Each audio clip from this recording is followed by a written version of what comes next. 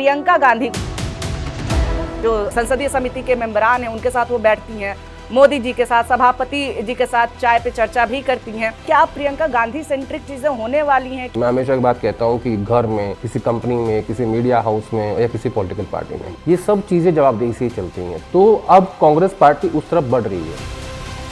इसमें कुछ महिला फैक्टर भी है क्या सर? कांग्रेस पार्टी के पास आज कुछ भी खोने के लिए नहीं है। वो 3 लोकसभा चुनाव हार चुके हैं, उनके पास सिर्फ 3 राज्यों में सरकार है। तो इसमें सिर्फ महिला फैक्टर नहीं है, इसमें सारे फैक्टर्स हैं। क्या कहीं इनकी वजह से ये तो नहीं ना हो जाएगा कि विद की जगह वर्सेस की बात आ जाए? आम सहमति से ही सब कुछ तय किया हुआ है और आम सहमति से ही आगे तय हो रहा है। लोग सबके बटे हुए हैं, ये मैं मानता हूँ कि वो उनके हैं, वो उनके हैं, वो उनके हैं, मुझे पता है कौन कौन है, लेकिन वर्सेस नहीं है और झगड़ा नहीं है। जर्नलिज्म कर रहे हैं कई लोग, सवाल उठा रहे हैं। आप अर्नब गोस्वामी की बात कर रहे हैं। इनकी नजदीकियां ज्यादा है योगी जी से, और उधर भाजपा के अंदर 2 कैंप है, अमित शाह वर्सेस योगी। तो अमित शाह के कैंप में इनकी एंट्री नहीं है, इसलिए थोड़ा सा ये ज्यादा जर्नलिज्म करने की कोशिश कर रहे हैं।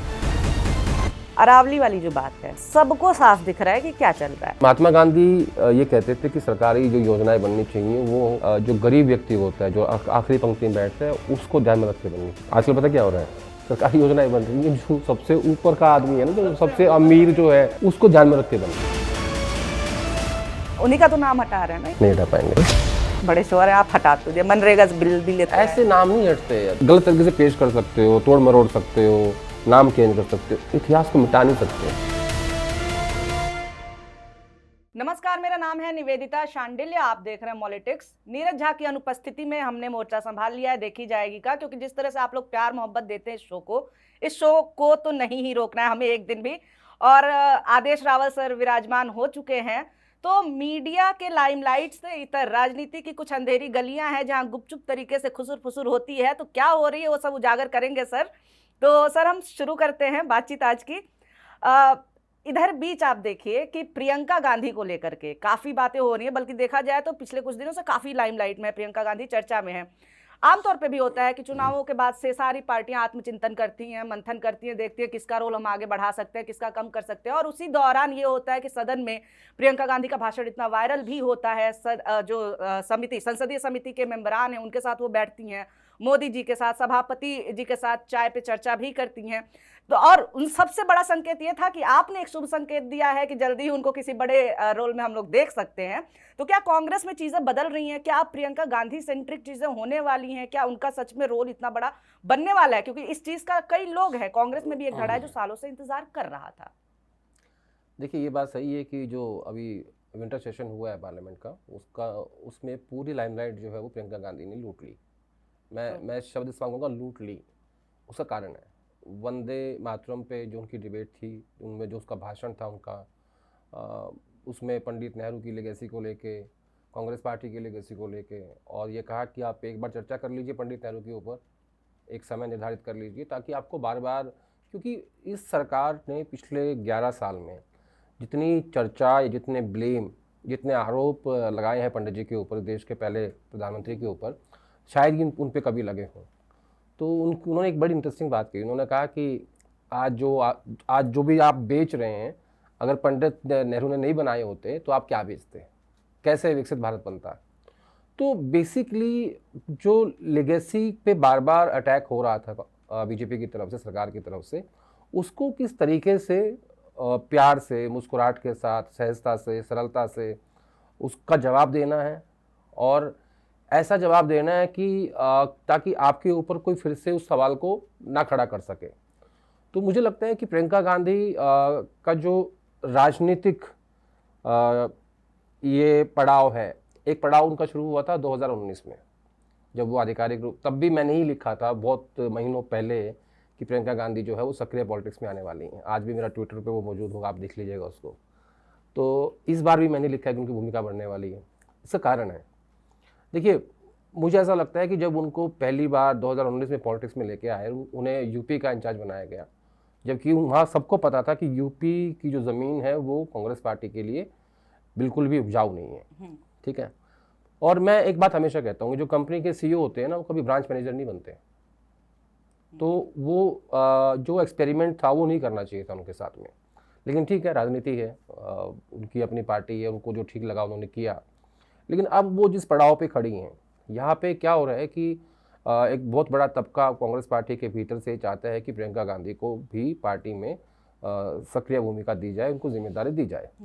क्योंकि मैं बार बार अपने शो में जिक्र करता हूं कि कांग्रेस पार्टी जो लोकसभा चुनाव के बाद से स्टेट्स हारती जा रही है, आप 4 राज्य हारे, जम्मू कश्मीर की हार को अगर मैं छोड़ दूं तो, लेकिन हार तो वो भी है, हरियाणा आप हारे, महाराष्ट्र हारे, दिल्ली हारे, अब बिहार हारे, और जिस तरीके से आप हार रहे हो, जो रिजल्ट आ रहा है वो बड़ा शर्मनाक है। तो पार्टी जो है वो अपना रोल अच्छे से प्ले नहीं कर पा रही है, यानी जो उसकी भूमिका है उस पर वो कमज़ोर पड़ रही है। इसका मतलब ये है कि जो लोग पार्टी को फिलहाल चला रहे हैं वो उसको अच्छे से मैनेज नहीं कर पा रहे हैं।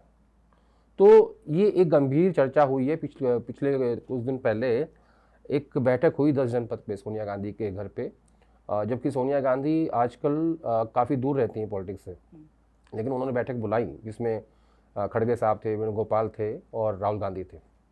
उस बैठक में प्रियंका गांधी नहीं थी। बाहर आके बताया ये कि चर्चा कर्नाटका के ऊपर हुई है, लेकिन कर्नाटका का उसमें बहुत छोटा हिस्सा था। वो चर्चा असली थी कि प्रियंका गांधी की भूमिका क्या होनी चाहिए पार्टी के अंदर। अच्छा। तो बेसिकली हो क्या रहा है कि राहुल गांधी एलओपी हैं, लेकिन पार्टी उन्होंने सौंप रखी है, इधर खड़गे साहब प्रेसिडेंट है, लेकिन वेणुगोपाल राहुल गांधी के बिहाफ पे पार्टी चलाते हैं। और ऐसा नहीं है कि पूरी वेणुगोपाल ही चलाते हैं, उसमें राहुल गांधी का भी रोल होता है। तो जो रोजमर्रा की चीजें पार्टी में होनी चाहिए वो नहीं हो पा रही थी।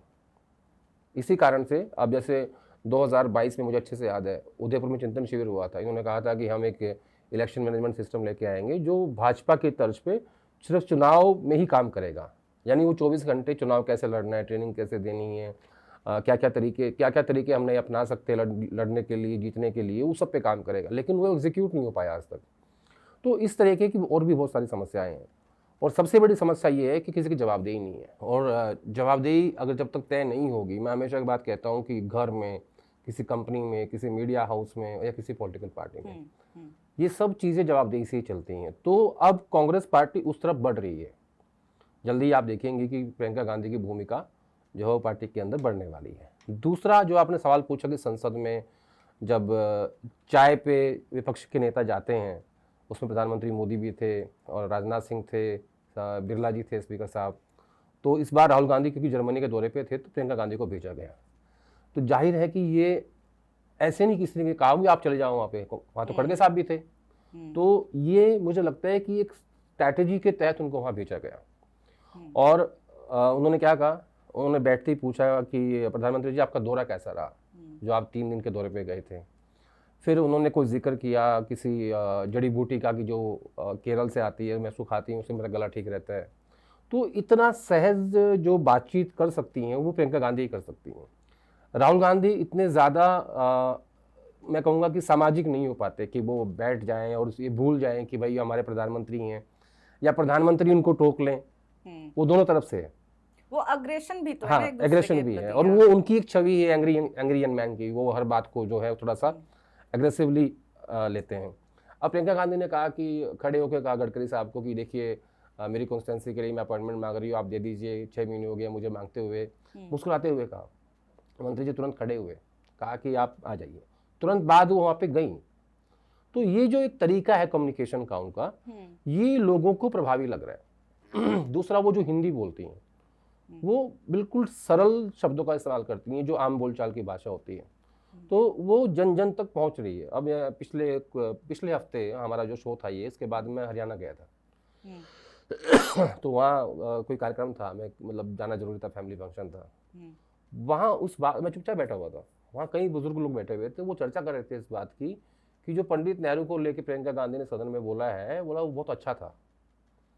तो आप देखो गांव में वो बात पहुंच रही है।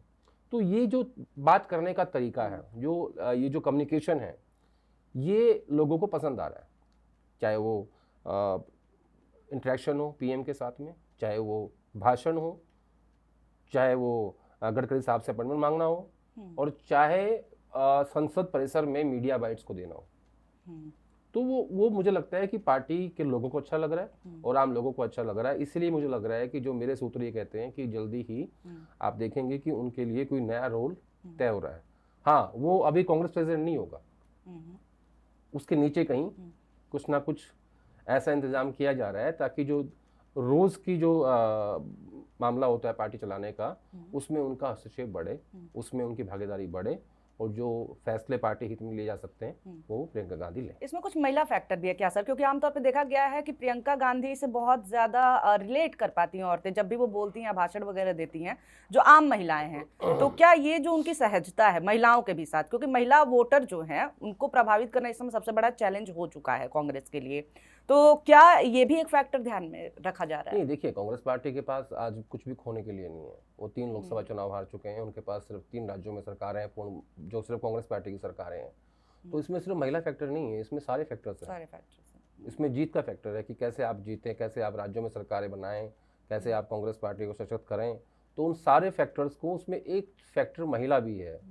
मुझे लगता है कि इस पूरे मामले में सबसे बड़ा जो फैक्टर है वो है जीत का फैक्टर, ताकि आप अपनी पार्टी को एक ऐसे ढंग से चलाएं, आप जवाबदेही तय करें, जो लोग काम कर रहे हैं उनको और काम दें, जो काम नहीं कर पा रहे हैं उनको आप रेस्ट दें, मतलब जो भी तरीका हो सकता है।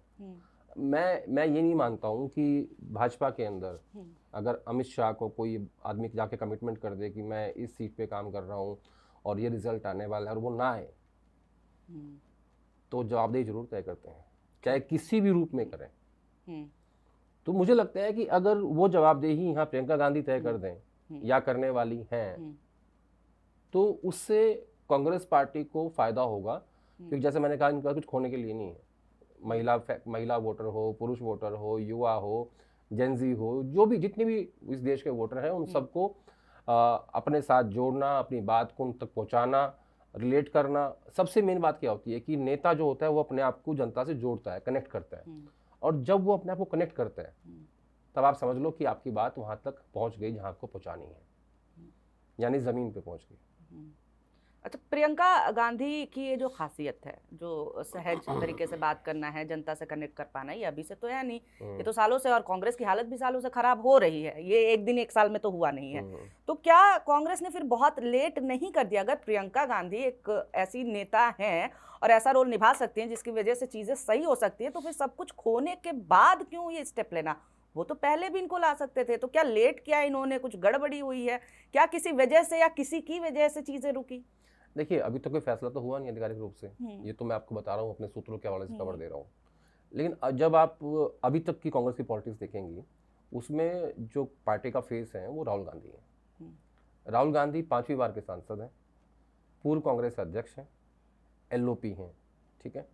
प्रियंका गांधी पहली बार की सांसद है। तो इससे आप अंदाज़ा लगा लीजिए कि कितना डिफरेंस है राजनीतिक रूप से उनके अंदर सीनियरिटी और जूनियरिटी का। तो इसका मतलब क्या है? ये जो मैंने आपको रीज़न दिया है, ये कहता है कि नहीं, पार्टी का चेहरा जो है वो राहुल गांधी ही है, ठीक है। अब ये जो अगला कदम उठने वाला है, इसका आधिकारिक रूप से फैसला होने के बाद मैं इसको डिकोड कर पाऊंगा कि प्रियंका गांधी किस भूमिका में पार्टी उनको क्या जिम्मेदारी देती है और क्या कहाँ उनका बेहतर इस्तेमाल करती है।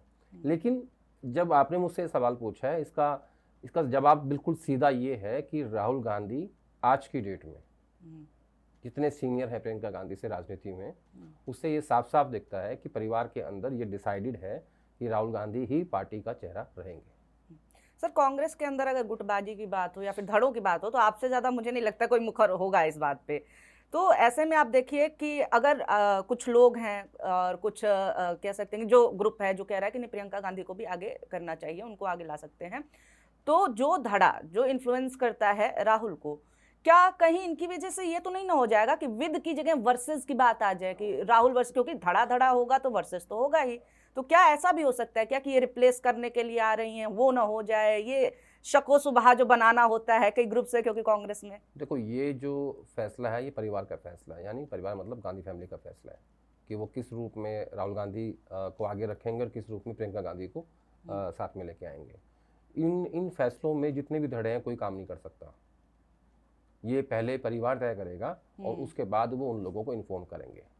धड़े नहीं होते, लाइकिंग डिसलाइकिंग होती है। कुछ बहुत से नेता ऐसे हैं जो प्रियंका गांधी से कंफर्टेबल हैं, बहुत से नेता ऐसे हैं जो राहुल गांधी से कंफर्टेबल हैं, ठीक है। तो अपनी अपनी लाइकिंग और डिसलाइकिंग पार्टी के अंदर होती है और लोगों में भी होती है, वो उसमें कोई ऐसी मैं खास बात नहीं समझता हूँ। लेकिन अगर ये लगता है कि वर्सेस हो जाएगा, वो नहीं होगा। कोई झगड़ा है वो नहीं है। आम सहमति से ही सब कुछ तय किया हुआ है और आम सहमति से ही आगे तय हो रहा है। लोग सबके बटे हुए हैं, ये मैं मानता हूँ कि वो उनके हैं, वो उनके हैं, वो उनके हैं, मुझे पता है कौन कौन है, उसको बताने की जरूरत नहीं है, सबको पता है वो तो। लेकिन वर्सेस नहीं है और झगड़ा नहीं है, परिवार ने अपना काम बांटा हुआ है। चलो थोड़ा एक्सप्लेन कर देता हूँ। हाँ। राहुल गांधी क्या बातें करते हैं? राहुल गांधी संसद में बात करते हैं फैब्रिक ऑफ इंडिया की, आईडिया ऑफ इंडिया की, अडानी की, अंबानी की, चीन की, विदेश नीति की, गरीब की, मनरेगा की। सांसद बनने तक या सांसद बनने के बाद तक प्रियंका गांधी का क्या काम था? प्रियंका गांधी का काम था crisis management of party and family. जब कभी पार्टी में कोई ऐसी स्थिति पैदा होती है कि जहां सरकार संकट में है हिमाचल प्रदेश की, तो वो बैक एंट्री मारती हैं, उसको उस क्राइसिस को रिजॉल्व करती हैं। जब कोई झगड़ा होता है दो गुटों के बीच में किसी राज्य में, चाहे छत्तीसगढ़ हो चाहे राजस्थान हो, तो वो उसको पीछे से एंट्री मारती हैं, उसको ठीक करती हैं। राहुल गांधी को डिनर देना होता है एज ए LOP अपने विपक्षी पार्टियों को, तो वो पूरा अरेंजमेंट प्रियंका गांधी देखती हैं। ठीक है, तो वो मुझे लगता है कि महिला भी हैं, थोड़ा इसलिए बेहतर कर सकती हैं। तो मुझे लगता है कि ना वर्सेस है ना झगड़ा है, इनके काम जो है वो आइडेंटिफाइड है कि आपको ये करना है, मुझे ये करना है परिवार में, जो हम सबकी फैमिलीज में भी होते हैं। होते हैं ना। भाई जिनकी वाइफ वर्किंग है वो काम भी कर रही हैं, जिनकी वाइफ हाउस वाइफ है तो वो हाउस वाइफ भी हैं, वो अपना घर संभाल रही हैं। तो ऐसे जितना मेरा एक्सपीरियंस है कांग्रेस पार्टी को करने का, 18 साल हो गए मुझे करते करते, मुझे कुछ झगड़ा नजर नहीं आता। सब कुछ इन्होंने घर में बैठ के तय कर रखा है कि ये कार्य क्षेत्र मेरा है और ये कार्य क्षेत्र आपका है। तो आप जिन लोगों की बात करते हैं जो इन्फ्लुएंस करते हैं? इन्फ्लुएंस नहीं करते, वो अपने अपने लाइकिंग डिसलाइकिंग है सबकी। अच्छा, तो अभी जो सारी बातें सर आपने कही प्रियंका की क्वालिटीज की, जो हम लोग अभी बात कर रहे थे, तो उसमें आपने कहा कि वो बेटर तरीके से कम्युनिकेट कर पाती हैं, वो बेटर तरीके सहज तरीके से जिस तरह से करती हैं बातचीत, चाहे पार्टियों से कनेक्ट करना हो चाहे लोगों से कनेक्ट करना हो। तो भाजपा या फिर जो विरोधी हैं वो भी यही कहते रहे हैं कि भाई राहुल ठीक आदमी होंगे पर पॉलिटिशियन उतने अच्छे नहीं है, प्रियंका में क्वालिटी। कहीं ना कहीं प्रियंका को भी वो मोहरा बना करके राहुल पे अटैक करते रहे हैं कि आखिर क्यों राहुल को ही आगे किया जाता है, ये लोग चाहते हैं ये वंशवाद की वजह से राहुल सेंट्रिक कर दिया, वो अच्छे पॉलिटिशियन नहीं है। तो क्या आप इस तरह की बात? उसमें बीजेपी को सूट करता है, बीजेपी चाहती है कि इनके अंदर झगड़ा हो जाए, वो इसलिए ऐसी बातें करते हैं, लेकिन इसमें गुंजाइश नहीं है। जैसे मैंने आपको उदाहरण दिया कि इन्होंने अपने काम बांटे हुए हैं और अपने काम के हिसाब से ही अपने अपने जहाँ जिसका जो एरिया वो उसमें काम करता है। बीजेपी जो करने की कोशिश कर रही है, जो इस पार्लियामेंट सेशन में भी कोशिश हुई है कि वो थोड़ा सा झगड़ा कराने की कोशिश करें, वो हो नहीं पाएगी।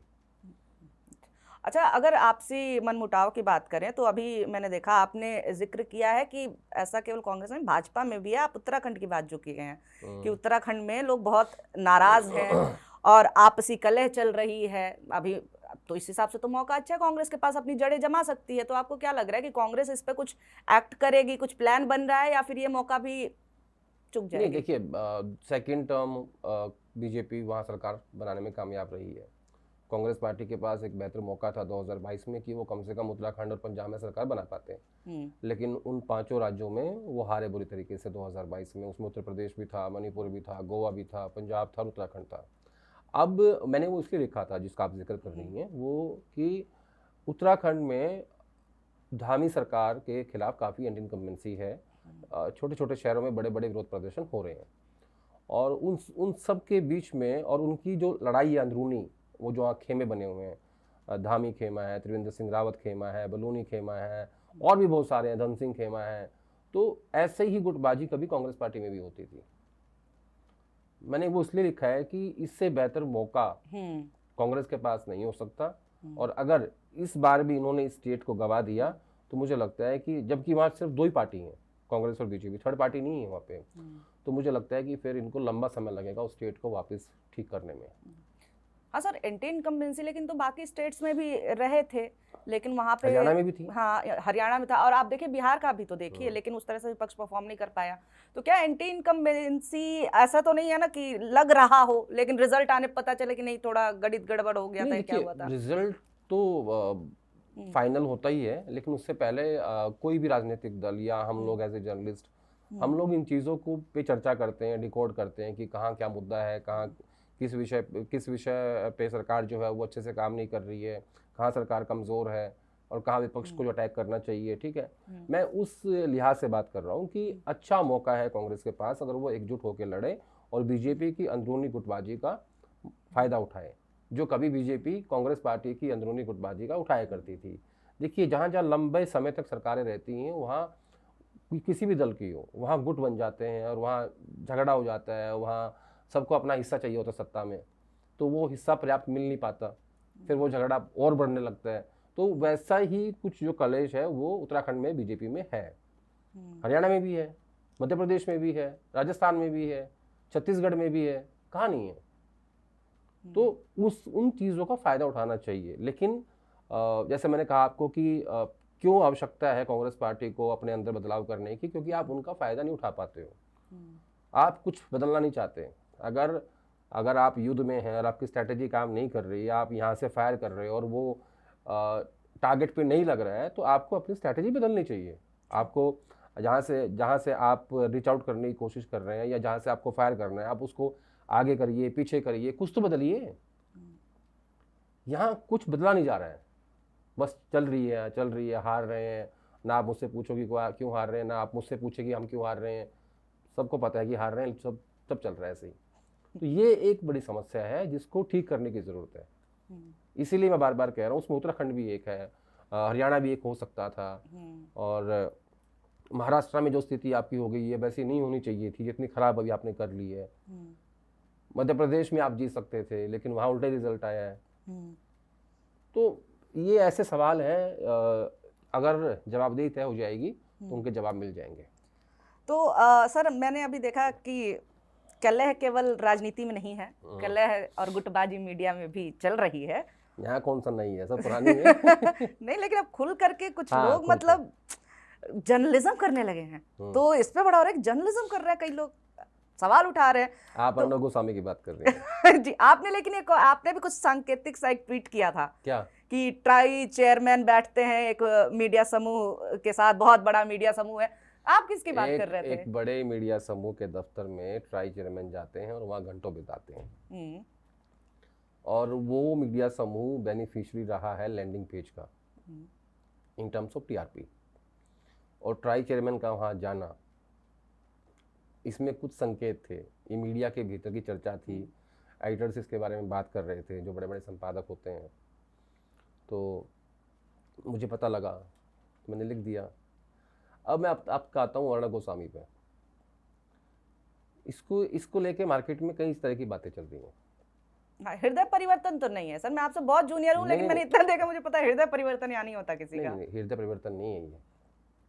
इसमें पहली थ्योरी है कि ये हिरेन जोशी के पोस्ट हिरेन जोशी इफेक्ट है ये, कि वहाँ कोई है नहीं जो हैंडल कर सके अच्छे से। तो ये इसलिए अर्णब गोस्वामी जो है वो दिल्ली सरकार से, मध्य प्रदेश सरकार से, अरावली बे और भूपेंद्र यादव से सबसे सवाल पूछ रहे हैं, और वो कह रहे हैं कि ये सवाल 15 करोड़ का एंकर नहीं पूछेगा, जिसको सरकार पैसे देती है, सवाल मैं पूछूंगा। उनको क्यों टारगेट किया 15 करोड़? क्योंकि इनको नहीं मिला 15 करोड़, इसलिए। अब देखो किसकी तकलीफ क्या हो तो मुझे नहीं पता। दूसरा इसमें एक और थ्योरी है, वो थ्योरी ये कहती है कि जब ये जेल गए थे उद्धव सरकार के दौरान में जी, तो उसके बाद इन्होंने अपना पूरा ऑफिस शिफ्ट किया नोएडा में, और योगी सरकार ने उनको ज़मीन दी, थोड़े बहुत कम दाम में दी होगी, और वो यहाँ पे इनका ऑफिस बना और उन्होंने यहाँ पे एक बड़ा सा घर भी लिया है। तो इनकी नज़दीकियाँ ज़्यादा हैं योगी जी से, और उधर भाजपा के अंदर दो कैंप हैं, अमित शाह वर्सेस योगी। तो अमित शाह के कैंप में इनकी एंट्री नहीं है, इसलिए थोड़ा सा ये ज़्यादा जर्नलिज्म करने की कोशिश कर रहे हैं। तीसरा है जो इनके बारे में कहते हैं कि ये खुद के ब्रांड को जिंदा कर रहे हैं, जो इनका कभी हुआ करता था 2014 से पहले, जिसमें ये सवाल पूछते थे, जिसमें ये पत्रकारिता करते थे, जो 10 साल से नहीं कर रहे थे, 10-11 साल से। तो तीसरी थ्योरी ये है कि अर्णब गोस्वामी जो है वो अपने ब्रांड को जिंदा करने की बात कर रहे हैं, अपने होने का एहसास करा रहे हैं कि नहीं मैं भी हूँ। लेकिन ये जो होने का एहसास ये करवा रहे हैं ना, ये करवा रहे हैं लो हैंगिंग फ्रूट्स को।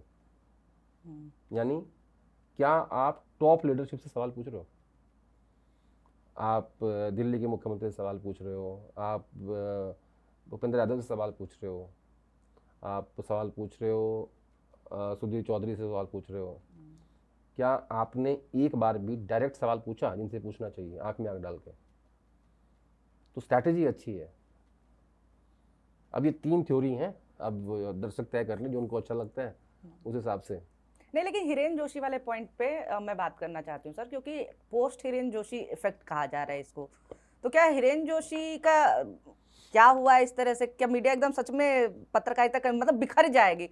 उनके हिसाब से तो लोगों के हिसाब से पॉजिटिव सेंस में, लेकिन हमें पता है कि वो बिखरना जो है वो किस वजह से होगा। तो हिरेन जोशी का जाना कैसे आके, तो फिर पीएमओ कुछ तो कर रहा होगा ना, ऐसे कैसे थोड़ी ना छोड़ देंगे मीडिया को कि जाओ अपने मन से पत्रकारिता करो। इसका जवाब मुझे कल मिलेगा अच्छा, और मैं अगले शो में दे दूंगा कि कल शूट करना चाहिए था। कि हिरेन जोशी अभी सिस्टम में है या नहीं है, पहली बात। उनकी जगह पे कौन आया है, दूसरी बात। तीसरी बात, सरकार में पीएमओ में कौन डील करेगा मीडिया को, सरकार में कौन डील करेगा और पार्टी में कौन डील करेगा। ये तीनों जवाब मैं आपको अगले शो में दे दूंगा।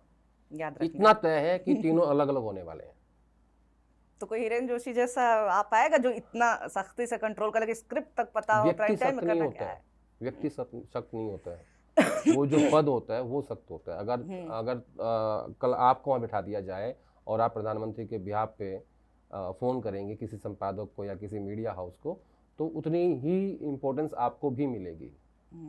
ये इसको ऐसे कहते हैं कि ये रामायण की तरह होता है, जिसको मुकुट लगाया वो हनुमान, जिसको पूंछ लगाया नहीं, जिस मुकुट लगाया वो राम, जिसको पूंछ लगाई वो हनुमान। ठीक है, तो हिरेन जोशी महत्वपूर्ण नहीं है, वो प्रधानमंत्री के सलाहकार हैं और उनके बिहाफ पे चीज़ों को संभालते हैं, ये महत्वपूर्ण है। अगर आप वहाँ मुझे बिठा देंगी तब भी वो सिस्टम ऐसे ही काम करेगा, आपको बिठा देंगे तब भी सिस्टम ऐसे ही काम करेगा। आप रिप्रेजेंट करते हैं हिंदुस्तान के प्रधानमंत्री को,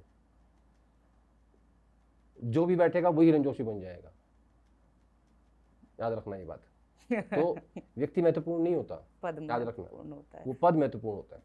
अच्छा, सिस्टम की जो बात हो रही है, हिरेन जोशी का जो पूरा मैटर है, मीडिया का मैटर है, तो वो तो कहीं ना कहीं आम जनता से थोड़ी परे वाली चीज़ है, ठीक है, कि अंदर खाने चीज़ें हो रही हैं। अरावली वाली जो बात है, सबको साफ दिख रहा है कि क्या चल रहा है। सीधी सी बात है भाई, 100 मीटर के नीचे वाला, आप कोई भी कागजों में, आप 100 मीटर के नीचे किसी को भी दिखा दीजिए, कागजों में कैसे काम होता है यहाँ पे सबको पता है। सबको पता है भाई कि अवैध खनन को ये लोग वैध करना चाह रहे हैं। कितनी दिक्कत होगी। अरावली को विलन बना दिया गया कि अरावली वजह से बहुत प्रदूषण हो रहा है, जबकि अरावली का काम रोकने का है। अभी मैंने आपका इस पे भी शायद आप इसी चीज पे बात करते हुए आपने कहा है कि जैसी जनता वैसा राजा, ठीक है, जनता। नहीं, मैंने वो कहा था प्रदूषण को लेकर, प्रदूषण को लेकर के मैंने ये कहा था कि मैं अरावली पे आपको जवाब दे दूंगा इसके बाद। मैंने ये कहा था कि जनता जैसा राजा, जैसी सरकार चाहती है उसको वैसे ही मिलती है। आप लोग जाति और धर्म पे वोट देते हो, ठीक है, तो आपको सरकारें वैसे मिलती हैं। जिस दिन आप ये तय कर लोगे कि हमें और हमारे बच्चों को, हमारे माँ बाप को, हमें साफ हवा चाहिए और नीला आसमान चाहिए, ठीक है, उस दिन सरकार आपको वो देगी। लेकिन सर ये तो गवर्नमेंट पॉलिसीज के लिए, जनता को भी तो ब्लेम करना हो गया ना। अब देखिए, नहीं, वोट चोरी और सारी चीजें जो है, जनता वोट कहीं एक जगह करे भी तो क्या फायदा होगा मैं बताता हूँ आपको। 2012-13 में आंदोलन हुआ, लोकायुक्त की बात हुई, लोकपाल की बात हुई, करप्शन की बात हुई, ठीक है, जनता सड़क पे आई और उन्होंने उठा के फेंक दिया बाहर। जनता ही ये तय करेगी, सरकार तो जनता के हिसाब से चलती है ना। जनता तय करेगी कि उनकी प्रायोरिटीज में क्या है। उनको साफ हवा चाहिए, उनको करप्शन मुक्त सरकार चाहिए, उनको फ्रीबी की सरकार चाहिए, उनको सरकार रेवड़ियों वाली चाहिए, क्या चाहिए। जनता ने तय किया ना बिहार में कि हम 10,000 हम खाते में लेंगे, हम वोट देंगे। लेकिन उनकी भी तो एक मजबूरी है ना। क्या मजबूरी है? आप ये भी तो देखिए, इलेक्शन कमीशन पे जो सवाल उठ रहे हैं उससे ये भी तो पता चल रहा है कि जनता तो खुद ही विक्टिम है भाई। कहीं भी वोट करोगे और वोट आपका मैनिपुलेट होता है तो वो सत्ता परिवर्तन करेंगे कैसे? क्या कोई व्यक्ति या किसी गांव के 4 लोग इकट्ठे होकर सड़क पे आके उन्होंने ये कहा कि हमने इस पार्टी को वोट दिया था और हमारा वोट वहां नहीं पहुंचा? सिस्टम में गड़बड़ियां हैं, लेकिन अंधकार नहीं मचा हुआ है। मैं मानता हूं मैनिपुलेशन चीजों में होता है और इंस्टीट्यूशंस का जो काम है वो अच्छे से नहीं हो पा रहा है, लेकिन ऐसा नहीं है कि बिल्कुल आप 21 का आप 10 ही कर देंगे। 19-20 हो रहा है, 19-21 हो रहा है, मैं मानता हूँ इतना अंधकार नहीं है। पर मीडिया क्योंकि तो मैनिपुलेटेड है, जनता नहीं, तक मैं असली मानता हूँ, जानकारी मिल ही नहीं पा रही मैं है। मानता हूँ कि कौन जनता पहुंचाएगा उनके तक जनता बात? जनता ऑल्टरनेटिव मीडिया पे जा रहा है ना। जितना ऑल्टरनेटिव मीडिया है other than main stream media, जो आप और हम काम करते हैं, हम क्या कर रहे हैं? हम पहुंचा रहे हैं जनता तक बात। और ऐसे ऐसे और बहुत लोग हैं, लाखों लोग अब तो इस सिस्टम में आ गए हैं मेन स्ट्रीम मीडिया से हटके, कि जो राज्यों में और जो दिल्ली में ऑल्टरनेटिव मीडिया के तौर पे काम कर रहे हैं। और जिस हिसाब से लोगों के हाथ में मोबाइल फ़ोन है गांव-गांव में, और वो फेसबुक पे और इंस्टाग्राम पे और यूट्यूब पे बैठ के देख रहे हैं ना कि देश में क्या हो रहा है। देखो, खबर कोई भी हो, आप उसको टीवी से गायब कर सकते हो, वो पहुंच जाएगी जनता तक, जैसे मर्जी पहुंचे। फेसबुक से पहुंचेगी, यूट्यूब से पहुंचेगी, लेकिन व्हाट्सएप से पहुंचेगी। टीवी का व्यूअरशिप डिजिटल से सबसे ज्यादा आता है। मैं वही कह रहा हूँ। तो ऐसा नहीं है। अब आप बताओ अरावली के ऊपर। अरावली अब अरावली में मेरे पास एक डाटा है, हाँ। जो मैं आज सुबह ही इकट्ठा कर रहा था। मंत्री जी कह रहे हैं, भूपेंद्र यादव जी, कि 1.44 लाख वर्ग किलोमीटर अरावली के 0.19% क्षेत्र पे ही नया खनन होगा, यानी लगभग 68,000 एकड़ पहाड़ पर खनन होगा। 0.19% का मतलब हो गया 68,000 एकड़ पहाड़ पर खनन। एक खनन पट्टा यदि 1 हेक्टेयर लगभग 2.5 एकड़ का है, तो भी 27,200 के लगभग नई खदानें खुल जाएंगी। तो जो इनका 0.19% इतना बड़ा एरिया है, अगर ये इसको थोड़ा सा और बढ़ा दें तो बचेगा क्या? अरावली कहाँ बचेगी? तो ये भी क्या कर रहे हैं ना, ये अब इंटरव्यूज दे रहे हैं मीडिया को, और ये डाटा में फंसा रहे हैं कि 0.19%। ये नहीं बता रहे हैं कि वो टोटल एरिया का कितना है। है ना? कह रहे हैं भ्रम फैला रहे हैं और लोग। सुप्रीम कोर्ट, वही तो भ्रम है ना, भ्रम तो ये फैला रहे हैं। अच्छा, इनको भूपेंद्र यादव का ये केस बताना बहुत चाहिए, इंटरेस्टिंग है पूरा। इनको ये बताना चाहिए कि टोटल एरिया इतना है, उसका टोटल एरिया का 0.19% इतना बैठता है, और इसको हम इन राज्यों में इतनी जगह से ले रहे हैं। ये वो बात नहीं कर रहे हैं, ये दो बातें कर रहे हैं, 0.19% और भ्रम फैला रहे हैं, बस। भूपेंद्र यादव एक बात बताऊं मैं, अभी एनवायरमेंट मिनिस्टर है, पर काम किसके लिए कर रहे हैं? नहीं, एक बात समझ नहीं आ रही, इस पूरे खेल का बेनिफिशियरी कौन है?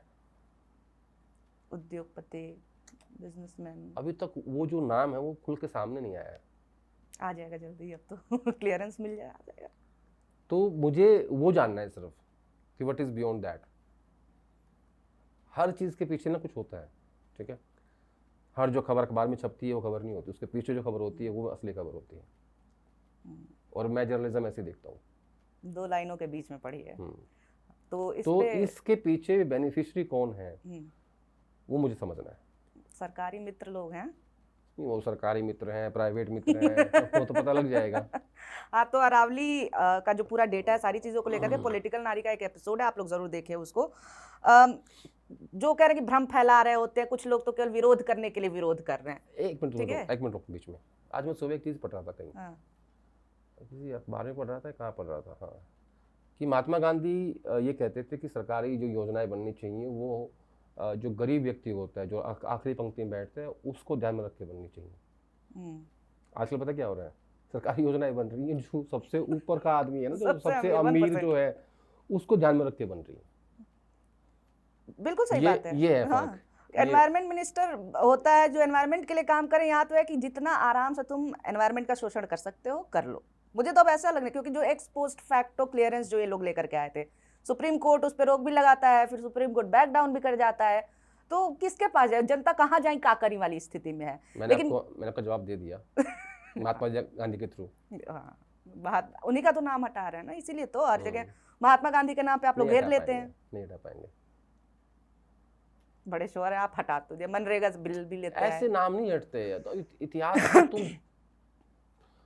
मतलब गलत तरीके से पेश कर सकते हो, तोड़ मरोड़ सकते हो, नाम चेंज कर सकते हो, इतिहास को मिटा नहीं सकते। विदेशों में जाके कहना पड़ेगा हम गांधी के देश से आए हैं। नहीं, जाते हैं गांधी की मूर्ति पे चढ़ाते हैं फूल माला। पुतिन साहब आए थे, अभी गए थे। पुतिन को लेकर के G20 का याद है, कितने सारे देशों के राष्ट्राध्यक्ष, ठीक है ना? तो बाहर जाके कहते हैं कि मैं गांधी के देश का हूँ, यहाँ के कहते हैं कि हटा दो इनको साइड में। लेकिन वो हो नहीं पाएगा, इतना आसान नहीं है गांधी को मिटाना इस देश में।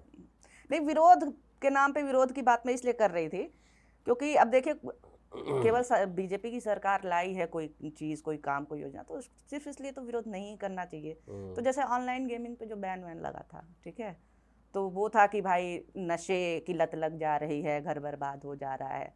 अब इसमें आप कुछ और कहानी बता रहे हैं, कुछ है क्या कहानी? हमको तो लगा था कि अरे पहली बार तो भलाई का कुछ ढंग का हमको दिख रहा है।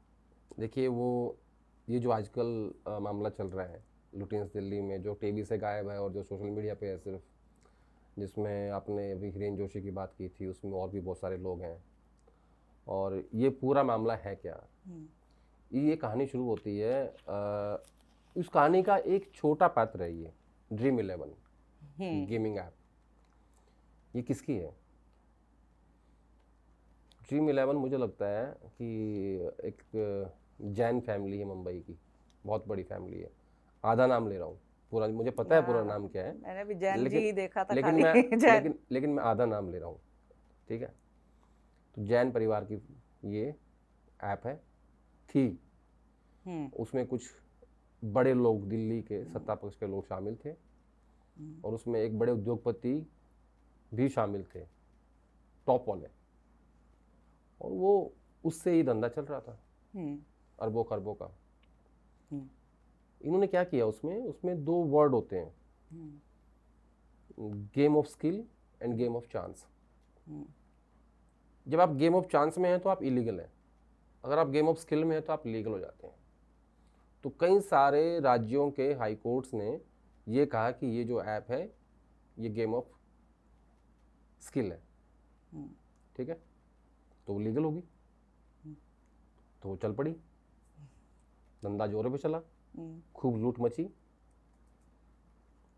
तो वो बात पता लगी ऊपर सत्ता पक्ष को, टॉप में। उनको ये लगा कि जिस दिन ये बात खुल गई उस दिन सीधे आरोप हमारे ऊपर आएंगे। ये डरते भी हैं क्या इस सारी चीजों से? बाद में बताऊंगा, पहले सुनो। एक हाई कोर्ट्स का ये फैसला और एक तरफ जीएसटी काउंसिल, इन दो ने इस Dream11 की और इनके मालिकों की बड़ी मदद की। तो कैसे हुई? पहले तो आपने उसको लीगलाइज कर दिया, लोगों ने हो गया शुरू। फिर जब ये बात ऊपर चली गई तो रातों रात ये लोग विंटर मानसून सेशन में 2025 में एक अमेंडमेंट लेके आए और उस गेम ऑफ स्किल को भी उसको इलीगल में डाल के और उसको हटा दिया। और उसके तुरंत बाद फिर सरकार के नंबर 3 पावरफुल व्यक्ति ने उस ऐप को बंद कर दिया। अब उसमें जीएसटी काउंसिल ने कैसे मदद की? कैसे? सपोज करो कि आपने 1000 रुपीज़ लगाए थ्रू बैटिंग ऐप और उस पर 50 रुपये की जीएसटी थी। अब जीएसटी किस पे लगेगी, 50 रुपये पे या 1050 पे? ये बड़ा सवाल था। इन्होंने लगाई सिर्फ 50 रुपये पे, यानी 12-13 रुपये बस। इस तरीके से इस देश के 1% जो उच्च कोटि के लोग हैं उनको फ़ायदा पहुंचाने के लिए गरीब लोगों का अरबों खरबों रुपए लूट लिया गया। और अब उस खबर पे रोज़ मिट्टी डाली जा रही है, और उस खबर पे कितनी मिट्टी डली है वो मैं आपको बताऊंगा अगले शो में। अगले शो में सर, मुझे लगता है जनता इसीलिए ना इस शो को इतना ज़्यादा पसंद करती है, क्योंकि आप ना जवाब से ज़्यादा सवालों के साथ छोड़ जाते हैं, एकदम मिस्ट्री बना देते हैं, संशय में डाल देते हैं। एक बात समझो निवेदिता, ये लोग बहुत बड़े लोग हैं, पावरफुल लोग हैं। ये बात तो मानोगी ना? तो जो मैं आधे नाम ले रहा हूँ क्यों? देखो कैसे वर्ड से खेला गया है, गेम ऑफ स्किल। और भारत सरकार खुद ही लेके आती है एक ऐसा अधिनियम कि आप उसको निरस्त कर देते हैं, जीरो, खत्म।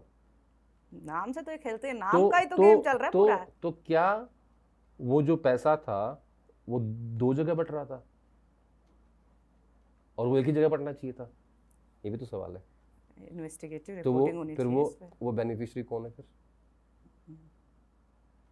है ना सवाल।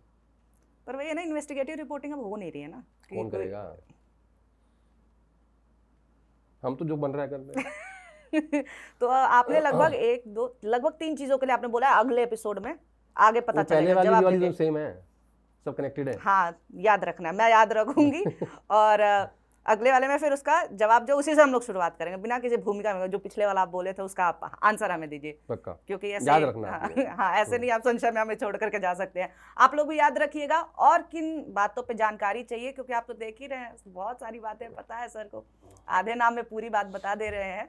तो इस चीज को याद रखना है। कमेंट करके बताइएगा वीडियो कैसा लगा है, लाइक कर दीजिए, अच्छा लगा है, बहुत अच्छा लगा है, नाराजगी है तो भी बता दीजिए, और सब्सक्राइब करना नहीं भूलना है। बहुत जल्दी ही नीरज झा जी वापस इस कुर्सी पे आ जाएंगे, पर तब तक आप हमें झेलिए। ओके, चलिए टाटा बाय बाय, बहुत शुक्रिया।